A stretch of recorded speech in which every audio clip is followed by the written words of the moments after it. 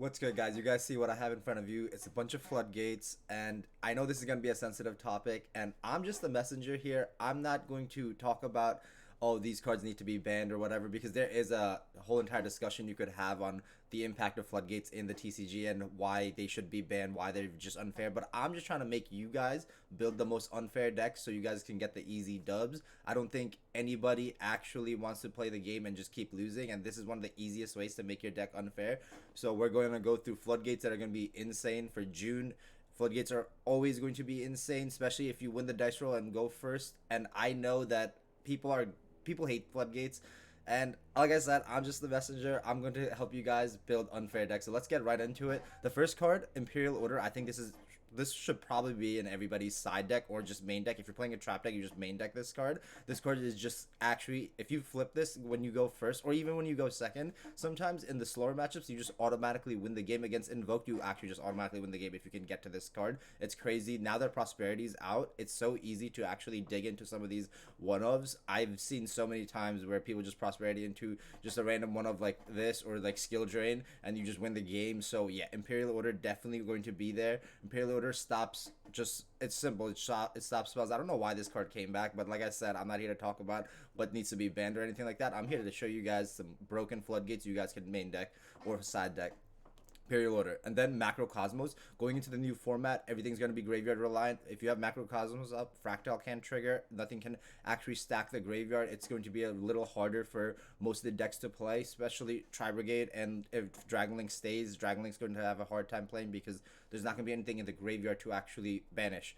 The issue with Macrocosmos is that it's very hard to fit it into a deck because your deck itself might actually also require the graveyard. But if you can find a deck such as Pure Zoo, things like that, very niche decks, they could play Macrocosmos, and Macrocosmos is very unfair. If your deck also plays Prosperity, that's also a plus because, like I said, these cards just combine very well. If you win the dice roll, it's probably just a free win. So yeah, Macrocosmos. Then the next card, Skill Drain. Skill Drain's also just an FTK. A lot of these cards you guys will notice are just FTKs if you draw them. If they don't have Cosmic Twin Twister, these cards actually just blow out the whole game. It's very unfair. But yeah, Skill Drain, activated by paying 1,000 life points, negate the effects of all face-up monsters while they are face-up on the field. Simple, clean, unfair. And Skill Drain is very interesting because you can draw it as a 6 card going second into a field, such as Dragon Link, and then if you pair it with other trap cards, you can actually crack big fields. That's what I like about.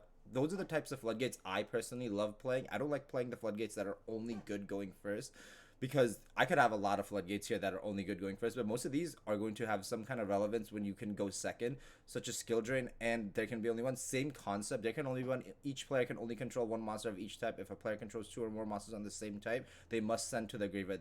So they can control no more than one monster of that type. The interesting thing with Skill Drain and there can be only one is you can draw it as a 6 card, pair it with Strike, and actually crack a field. There can be only one is probably my favorite one out of all these floodgates. And there's some interesting things that can happen with this one too. If they activate Revolt and they actually have the same type as Shirag, they can't go into the Shirag. The monsters just stay there. So I know Tri-Brigade can play this card, but this card can also make it a little confusing for their plays to go through. I really like this card. Decks like Prank Kids can main deck it. Back in the day, Sky Striker would main deck it. This card is usually played in a bunch of control decks that can actually afford to play it. And FTK as well. It FTK's Dragon Link. Then the next one, Summon Limit. Neither player can summon more than 2 times per turn. This is something I definitely did play in some of the other formats. In the format with Drytron being one of the strongest decks, I did like Summon Limit. But the thing with Summon Limit is it has that issue where it's actually almost dead going second. And I hate siding it only for going first, because when you play a trap deck and you're siding Summon Limit, they're going to game 2 and 3 have like Cosmic Twin Twister, Lightning Storm, all these cards, so it just feels a little counterproductive. I think Summon Limit's definitely like down on my list of floodgates, but yeah, Summon Limit's there. Another interesting one, Imperial Iron Wall. Neither player can banish cards. I've been talking about how good banishing is going to be, and Iron Wall stops all the Tri-Brigade effects, so that's nice, all the main deck ones. And then Iron Wall has the benefit of hitting the other decks, because right now almost everything is just trying to banish. Eldritch banishes, Dragon Link banishes, so it's good. I think it's okay going. This is probably one of those ones that I would probably side deck, not main deck. I've seen it in the OCG, so I wanted to put it in there. They're always trying new things like that, and Iron Wall is definitely cool. I can see decks like Ultra Geist maybe playing it. So The issue with a bunch of these is trying to fit it into the right deck. So try out Iron Wall. Let me know what you guys think about Iron Wall, because this is one that I really didn't test out too much. I just seen it and just thinking about it, thinking theory on it. I think it's not bad at all. And then the last 2 cards are gonna be spell cards. So let me just explain what floodgates actually are, because like most of these were just continuous trap cards. Floodgates are essentially cards that put a permanent condition onto the field. So all these put a permanent condition on the field. The only way to get rid of them is usually spell and trap removal. So Mystic Mine's the same thing, but Mystic Mine's a little different because Mystic Mine is good going second. I don't think it's really that good going first. But essentially it's just going to stop almost try to FTK the opponent when you're going second. I recommend playing it in combo decks. It's really good when your opponent doesn't have the spell and trap removal to deal with Mystic Mine. It almost always ends the game. Decks such as Drytron can play it, or Dragonlink can play it into Tri-Brigade. I think it's really good into Tri-Brigade. A lot of these floodgates I'm talking about are going to be cards that are going to be really good into Tri-Brigade. So I highly recommend playing Mystic Mine. Mystic Mine seeing a lot of play in the OCG, and Mystic Mine is very difficult for Tri-Brigade to deal with unless they choose to main deck cards like Duster or Cosmic, and most of them just don't have the space to do that. So Mystic Mine, definitely one of the top floodgates. This is definitely one of those that I recommend people trying out if they're going to play combo decks. And then the last floodgate I want to go over. This card's kind of hard to fit in, but Necro Valley. Let me go over the effects. It's an old card, but essentially cards in the graveyard cannot be banished or moved, essentially.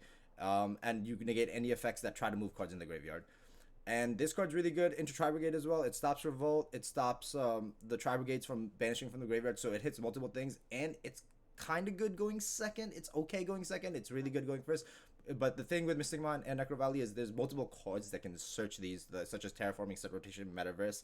So it's always good to have that. It's not just one copy. You could have like literally 6 copies of these cards if you wanted 6 copies of any of these cards. So guys, these are the floodgates. And like I said, I don't want some hate on floodgates because I know people hate these cards, but I'm trying to help you guys get the easy dubs. So that's all this is. I'm going to go these are the floodgates of my choice for the June format that we're going to come into. And unless the ban list really shakes things up, these are going to be solid picks for the control decks you guys are playing, the slower trap decks. And most of the time, people that play floodgates, the decks that play floodgates are usually the weaker decks anyway. So I don't think it's that big of an issue. But maybe in the future, I'll have a conversation about why floodgates should also just be banned or all go to one. But stay tuned for more. Like, comment, subscribe, hit the notification bell, and let me know what you guys want to see. So yeah, top floodgates for the June format. Peace.